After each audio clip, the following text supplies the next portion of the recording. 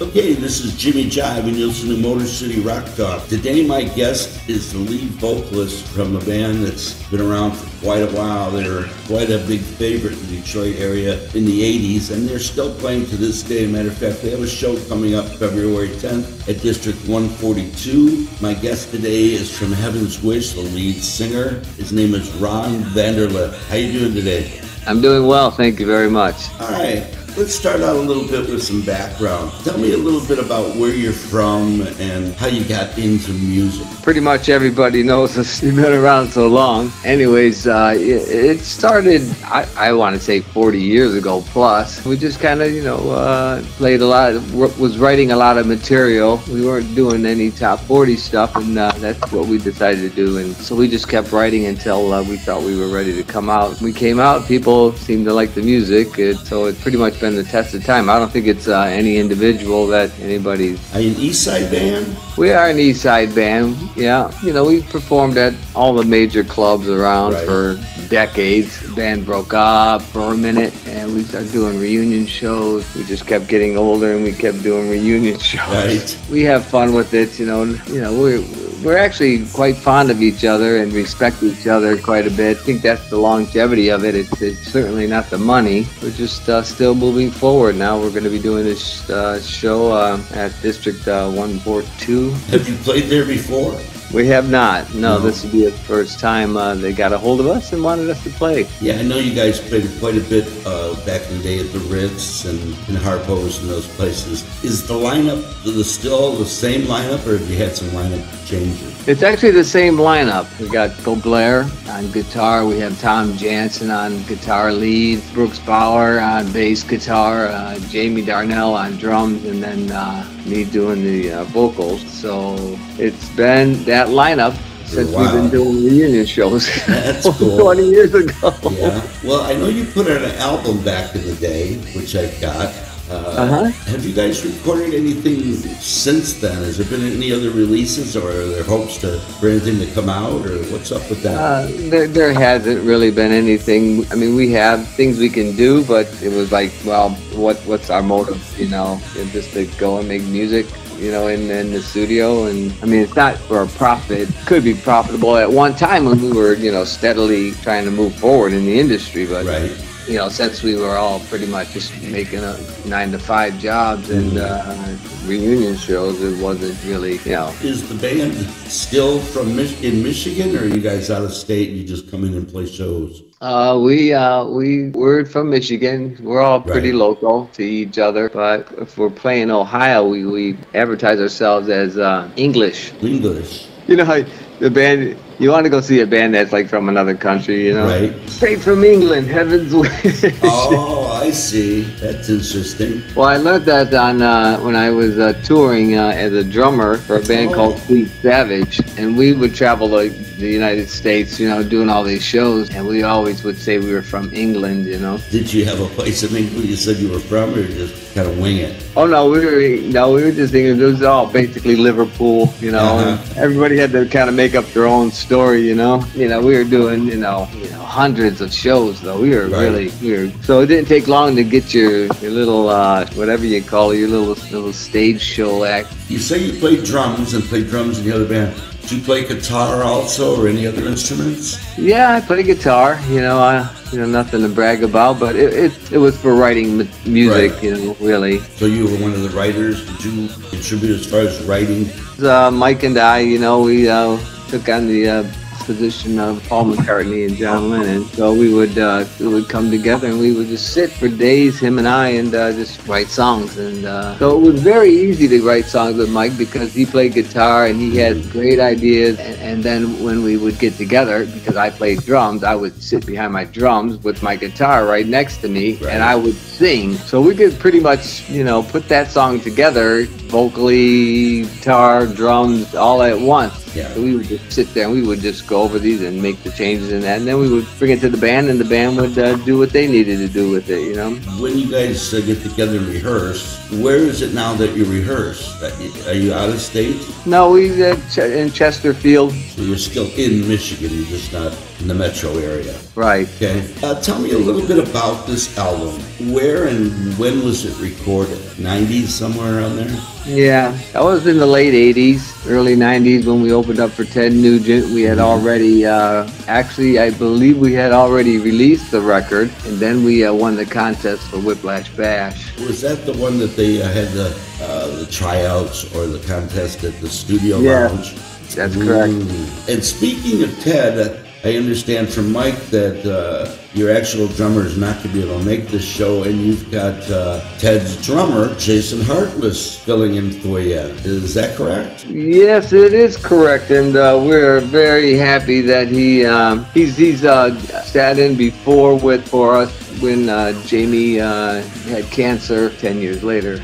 So yeah, we look forward to him. He actually fits and plays like like he's been a part of the band since the beginning. He's so talented, and I remember him as a little boy. We lived in the same neighborhood, and I was friends with his dad, so I used to come watch him play when he was just when the Styx were still taller than him. Yeah, I interviewed him. He started very young and has had a lot of success with that. Have you had any rehearsals with him recently then for this, or is that still coming up? That's going to be coming up. We haven't rehearsed yet. He's in Texas. We're hoping that he brings some friends to the show, some surprise guests, hopefully. Oh, surprise guests. Anybody you can mention? Nobody I can mention. Tell you that he's got a lot of friends. Here's a little twinkie dink for you. Okay. There's Jason Hartless Jr. took drum lessons from a drummer called George Dunn, probably one of the best teachers around. And the reason I know that is because I was still playing drums at that time, and George was teaching me how to play drums. Yeah, Was that back in the 70s when he was teaching you? Yeah. Did you guys do much touring outside of Michigan? Did you tour the United States at all? Play the East Coast, West Coast, any of that? No, we really didn't. But I'm not sure as to why we never did. Everything has got to be. I mean, we had a contract for Doug Banker, which is Ted Nugent's manager. He had the contract. He wanted to sign us, and all we had to do was sign our names to the contract. We would have done a record and went on tour with the damn Yankees. But we didn't because our lawyer advised us, that certain things that we might not be interested in pursuing with Doug Banker. But anyways, that was probably as close as we came doing something on a professional level. So you guys never got signed or anything? The album, you just put it out independently? Yeah. Have you got more shows coming up other than the one in District 142, or is that kind of a one shot? It's gig to gig, people want to call us, and we are really coming to an end because it's going to be 66, and I just can't do what I used to do, but I love doing what I do. It's just, father time. Well, from what I've seen in the videos, you still sound incredibly strong, and the band looks good, and the band is tight, so it should be an exciting show. It should be very good. We're coming out there at 210 for sure. We're coming out there on a pony. I like to ask this question of a lot of the older bands because it doesn't seem like too many of them have done it. Did you guys ever record anything live, as far as like for a live video or a live thing like that back in the day in the 80s for like MTV or anything like that? Any videos? Yeah, well, we got that last show we just did.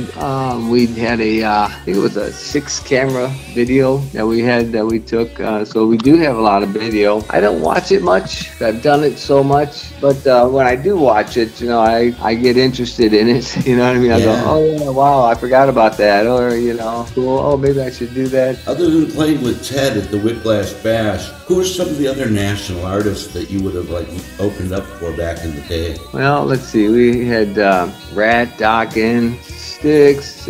Yep, we opened up for Styx. Were there any favorites that you recall playing with? I mean, bands that you kind of looked up to or dug at the time and thought, wow, this would be a great combo with us? I think Styx was probably Tommy Shaw and Jack Blade were very cool. Teddy was cool, but he's got, it depends, One year I went and seen him with a girlfriend, and so we were backstage and he's talking hunting, but he's watching my girlfriend. How long ago was that? Was that back in the 80s? Yeah, back in the 80s, for sure. Yeah, I know Ted has been known to have an eye for the ladies, especially back then. But he was talking about hunting. That's interesting. Talking about hunting, and then I said, well, I'll see you in a minute, and I just gave him the finger. Oh, really? Well, I didn't flip him off. No, Right. I gave him the index like 1 minute. And he probably would have got up and got his damn jackknife out and Cut off scalped your me. finger or something. Yeah, scalped me. Yeah, speaking of Ted, had you done many shows other than the Whiplash Bash with him? Opened up for him maybe at Pine Knob or some of the other performances? No, that was the end of Ted Nugent. Just did the one show there. But we had a manager that was flying us out to different shows like Oklahoma, which is probably 30, 40 national acts, you know, Right. Dokken, you know, Enough's Enough and Rat and Poison, and you know, I mean, it was just a Huge Woodstock. festival. Yeah, it was. I think they had 7 stages. Was that a good show for you guys? Do you remember? I mean, was that a Oh lot of yeah, fun? that was good. Oh yeah, yeah. Well, they, you know, the management, you know, paid to have us come down and put us up in a hotel, and we did the show. It was a big show. It's every Wow. year. You know, Yeah. you go on there, just look it up, Oklahoma, and it's Does that hundreds. still go It's on to hundreds. this day? Yeah, there's thousands of people. People come there and they camp out for the weekend. Imagine if it's like a Woodstock Day thing. Do you remember any of the, at least at the time, if there were other bands from the Detroit area or Michigan that would have been playing there that you knew? The only one that actually, we knew some of the bands, but the one band that probably the closest to home would have been, I was wondering if it was like Seduce or... no, I didn't see any local bands Oh, okay. other than us. Do you recall some of the other bands, you know, local bands like yourself that you would have played with back in the day, like the Ritz or Harpo's or anything like that you know, you guys were pals with and maybe did several shows with? Do you remember any of the bands? Yeah, well, we did like Skid Row, but you know, Sebastian, you know, I don't like saying bad things about anybody, but Right. I'll just say that he had a long attitude and a short dick. You talk about when he was with Skid Row or the time he was with Madam X? Oh, when he was with Skid Row. So you don't recall any of the actual local bands from the time that you guys might have done shows with? Hunky Dory, I think, was one of the bands. I don't think I'm not sure that Sweet Teas and I ever did a show together. Halloween and we never did a show together. I used to be in Halloween, though. I was in Halloween. As what, as a drummer? Yeah, the name of the band at the time was Bitch. Right.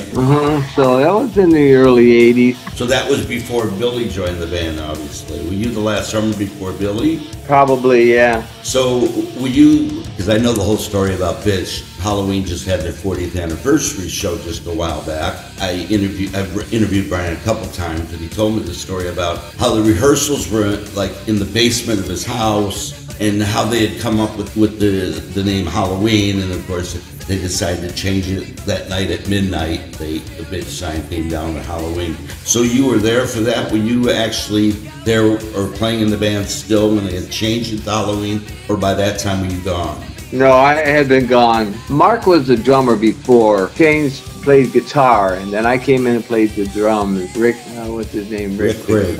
Rick Craig Yeah. played guitar, and George Neal Yeah. on bass. And Wow. George Neal and I hired George in a band I was in called Triple Threat, and he just started playing bass. But I liked George so much, I hired him. When he talks about his career, he thinks I was the founder of him in his career.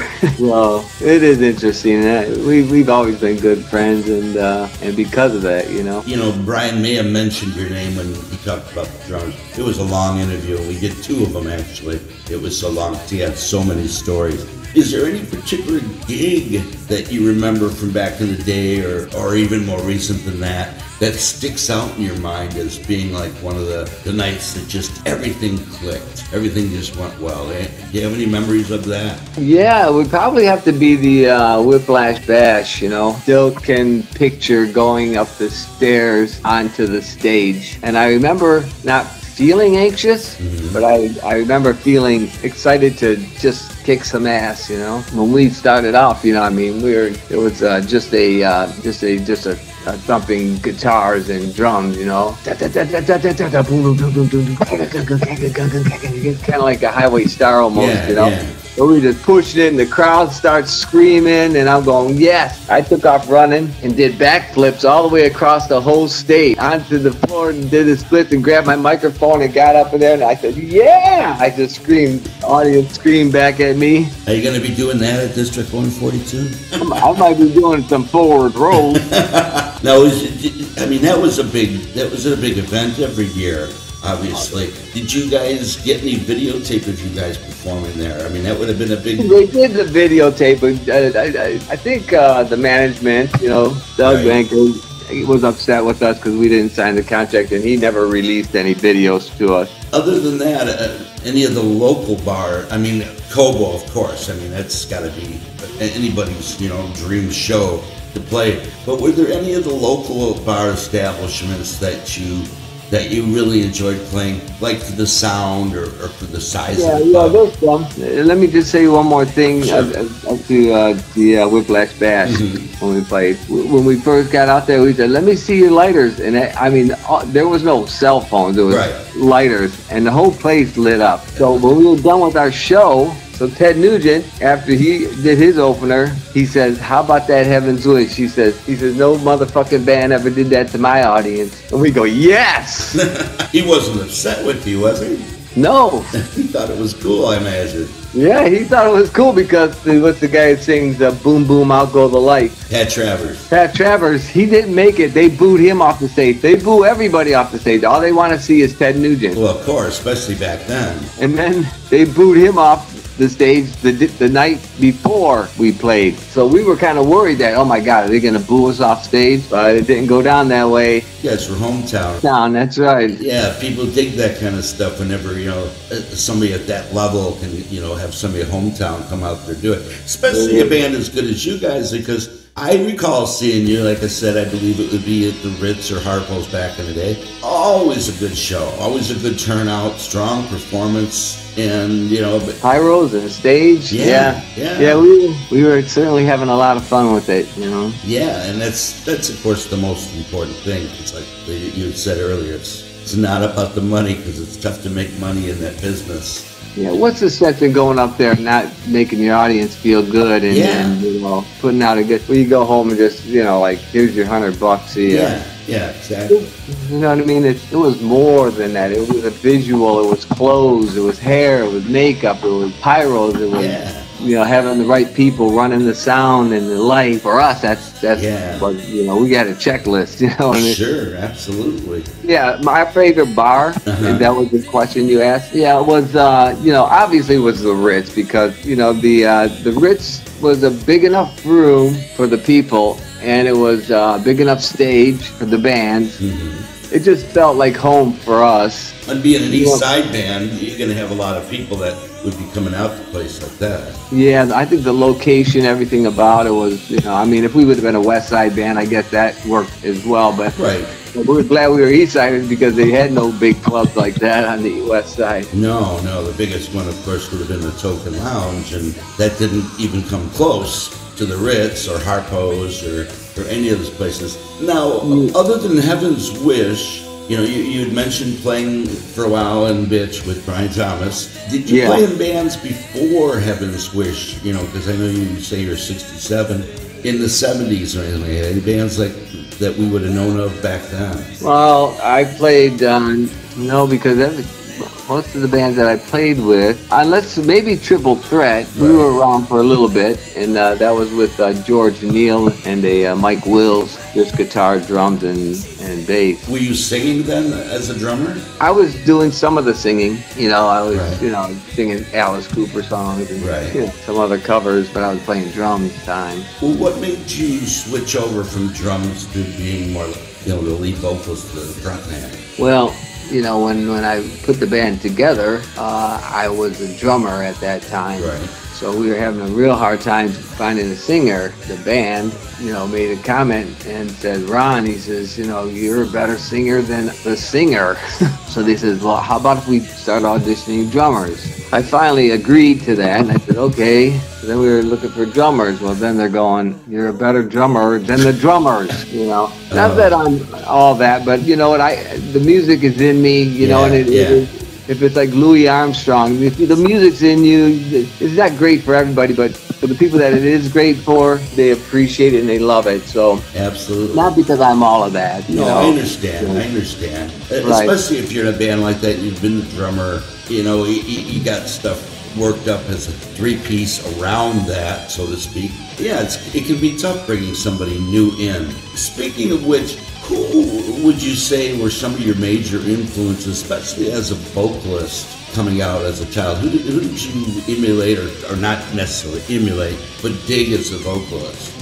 It would have to be Robert Plant, Ian Gillan, Paul Rodgers. You know, I just loved the music, and when they sang, it was like, oh my God. Yeah. How can he sing that, you know? Especially Robert Plant. I was always a huge fan of him, because he had not only a great range, but his tonality, you know, was so strong no matter where he sang. And of course, Paul Rodgers was the same way, but Bad Company was a bit more one-dimensional, I think, than Led Zeppelin was. You know. Did you ever get to see Led Zeppelin back in the day? I saw Robert Plant show. Oh, okay. He wanted my girlfriend too. I was on the side stage, you know, watching them at Pine Knob with my girlfriend, and he just keeps looking over at my girlfriend. I'm going, dude, you want my girlfriend? You're getting me too. Now, is this girlfriend you spoke of with him and with Ted, did she become your wife, or was that someone different? No, and it was two different girls. So you had some good-looking women back in the day. Not to say your wife wouldn't be, but I'm just saying.